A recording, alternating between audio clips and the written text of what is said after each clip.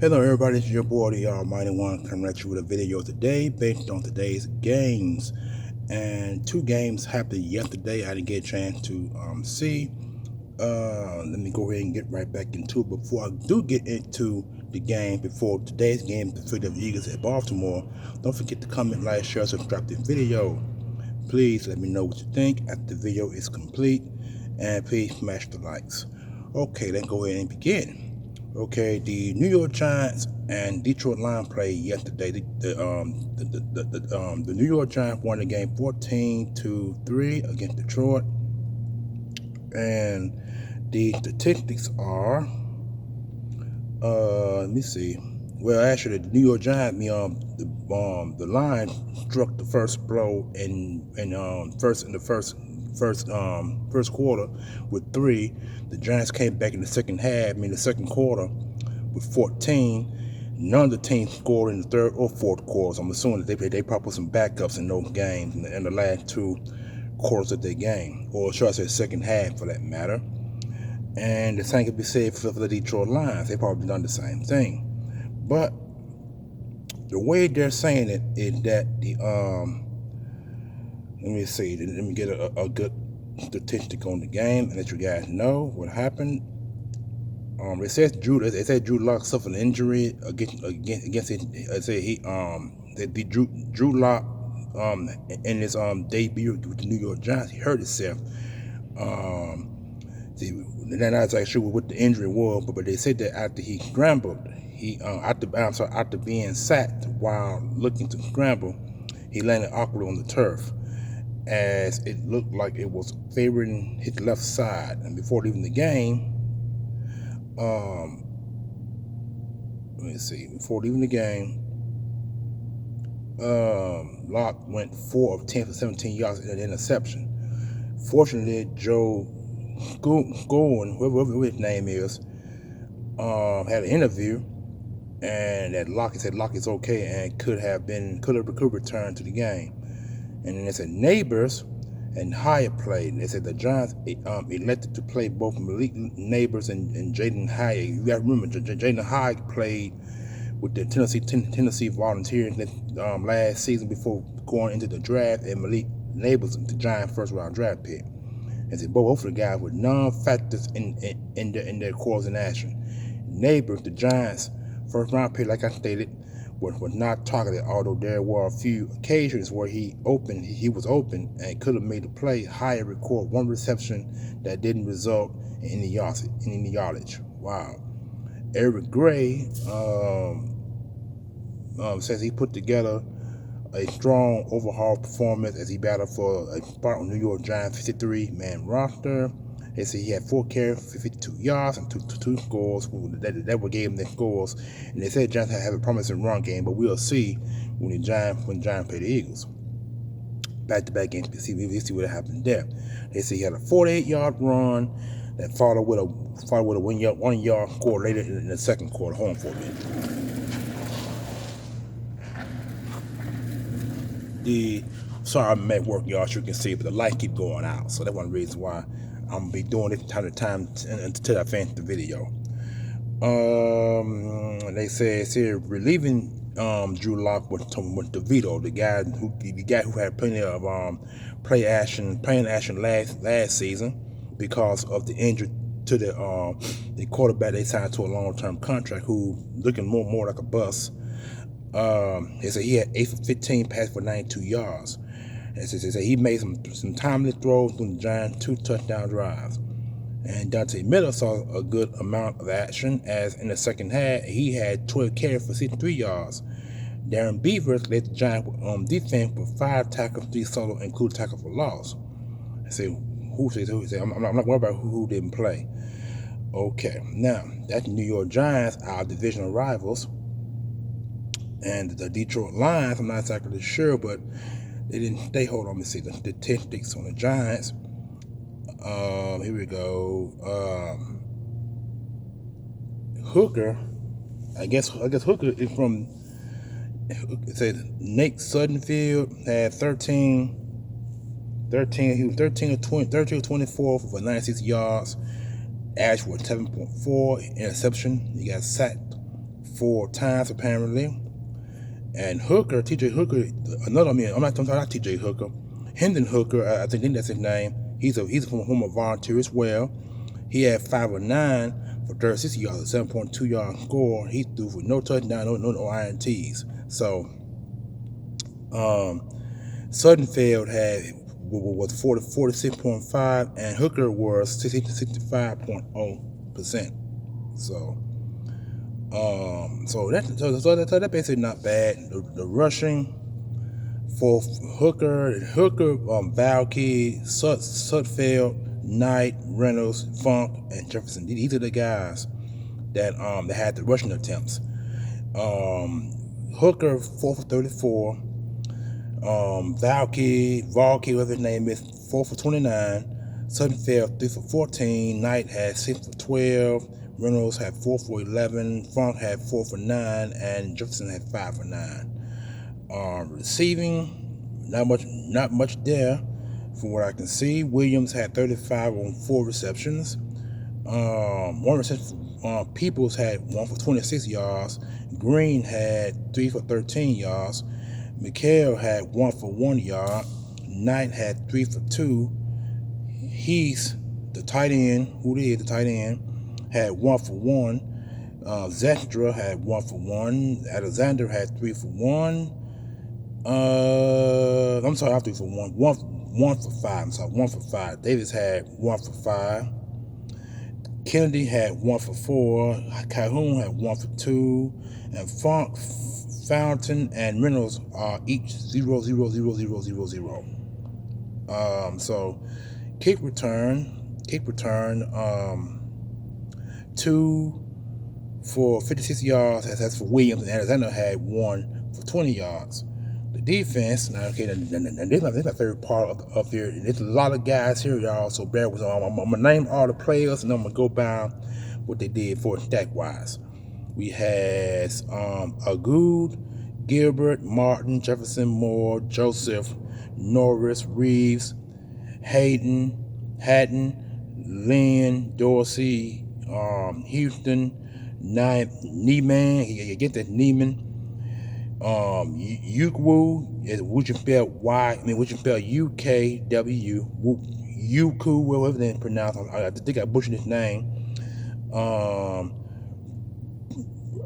Rakistra, then you got Vidor, Betts, Strickland, O'Connor, Barter, Smith, Gilmore, and Robertson. Okay, here we go. I'm going by tackles, TOT, and solo. Okay, here we go. 400, 440, 410. Gilbert had 1 PD, and so has Martin with 2 PDs. Jefferson 421, Moore 310. Joseph had 3, and he had 1 interception and 1 PD. Norris has 3-1. Reeves had 3-2. Hayden had 2-1. Lynn had 2-1 and 1 sack. Dorsey had 2 and 1, and Houston had 2 and 1. Neiman had 2 and 2. Yuku, I think I pronounced his name wrong, had 2, 1 and 1, and that 1 is a sack. So the Giants had 2 sacks in this game. Rikisha had 2-1. Vito had 1-1. Betts had 1-0. Strickland had 1-1. O'Connor was 1-0. Beta had 1-1. Smith had 1-1. Gilmore had 1-1. And Robertson had 1, and he had 1 PD. Okay, so that is the that's part for the New York Giants, and probably for the Giants and Detroit all put together. I think that's all the players on both teams that were combined. All right, now enough of that game, and on to the game that the Eagles will be playing tonight. The Eagles tonight will be playing Baltimore, y'all. They're playing Baltimore. In Baltimore, it's going to be tonight at 6:30 p.m., which will probably be 7:30 my time, so I'll be at home trying to get a pick of that game out to live stream it. And it's gonna be a preseason game, week 1 at M&T Bank Stadium in Baltimore. Like I said, the weather gonna be 76 degrees, light rain, wind 4 miles an hour. So that's light wind. From the looks of this, it's not showing any favors as far as overall. It just says this is the spread. Philly -1-0, -110, open at Baltimore -3.0, and then the positive 1-0 goes to Baltimore, -110 Baltimore. So it looks like the Eagles are favored to win the football game. I guess based on talent. And it's a total points over 34 -110, and the same could be said for Baltimore. Excuse me. And same could be said for Baltimore, 34 -110 under, open at 37.5. The money line seems to be going to the Eagles. As it says here, who will win this game? That's what it's saying. It appears that the spread is in Philadelphia's favor by 20 points. Yeah, it's -125, and Baltimore got plus 105. And it says here, open at positive 142, open at positive -117. So this game, I'm looking at even though the Eagles are favored to win this game, but it's a wide margin. With this being the first preseason game the Eagles will be playing today, and they got 2 more games I think going into next week. I think it's 2 road games, 2 preseason road games, and 1 home game. So they just let us know the football is back, and I'm looking forward to seeing this game because, like I said, I'm a live stream tonight on my tablet, which is where I'm viewing the video from.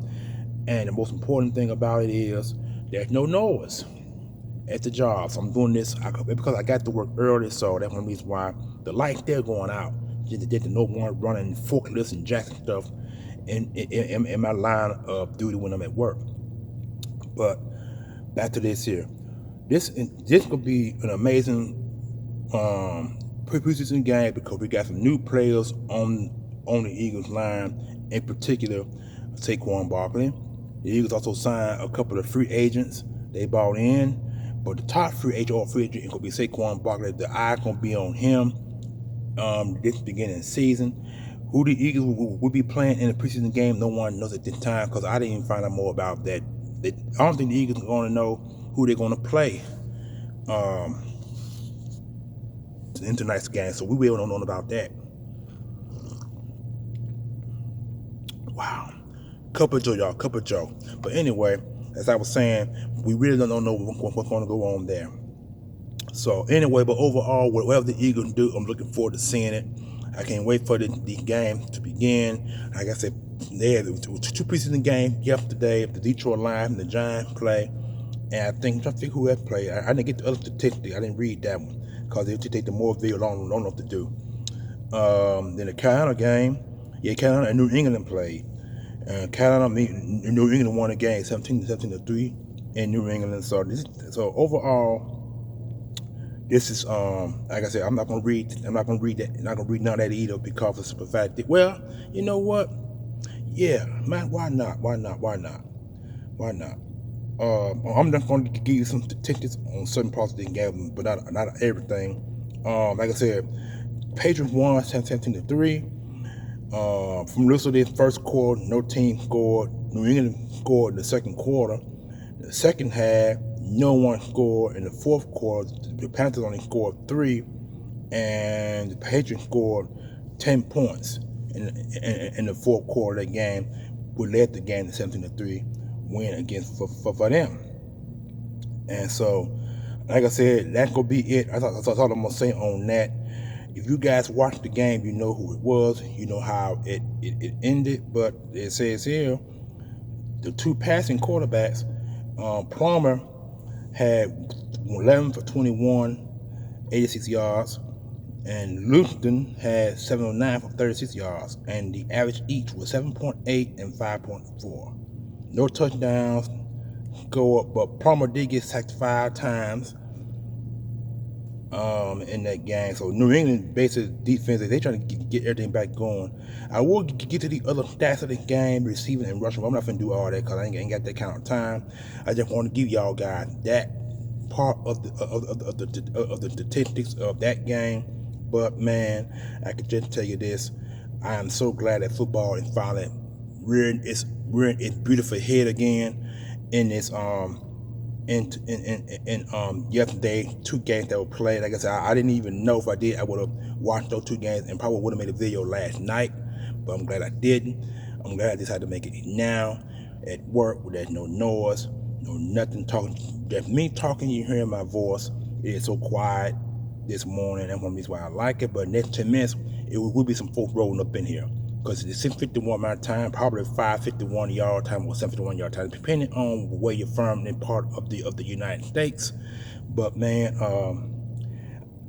I'm anxious to watch this game tonight. I really am, cause I want to see who the Eagles going to play. Because the Eagles are going to play mostly backups. I don't think Saquon Barkley ain't going to play in this game. He might play in the game. He might get two snaps, maybe no more than 5 snaps in this game. I think the Eagles want to get the run game going first and see what their run game is going to look like on paper before they actually start putting people out based on injuries, based on time of playing time. Because preseason games, they don't want to get their main player start. It's mostly all starters going to play, so they can evaluate each player and start cutting between tonight's game going into the last game of the season before it become a 2-week break before the regular season begin. And also college football is also on the horizon, where college football always gets started in the beginning part. Matter of fact, college football starts a week before. It starts a week before the regular season games. Can't wait for that. I might do a video on college football. My Tennessee Vols will be playing and who they playing the week 1 game. So we'll see how they go there. I'll do a video on that. But man, like I said, I'm anxious to get this game going, get the season going, because I've been dying for some football. I can't wait.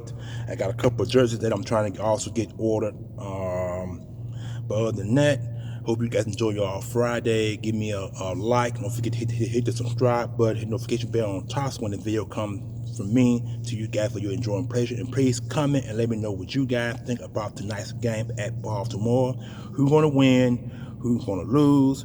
Give me your score prediction if you got any score prediction. If you don't worry about it. Just let me know what you guys think about tonight's game. In the game that I mentioned in the video, the Carolina Panthers, the Carolina and New England game, and Detroit and New York Giants game. Let me know what you think about those in the comment section below. And today is Friday morning, and I am out of here. The video has gone over 18 minutes. I tried to do a 15-minute video, but it's gone 4 minutes and something more than what I predicted. So again, the like giving to go out. You guys enjoy your Friday, and I'm out of here. Peace.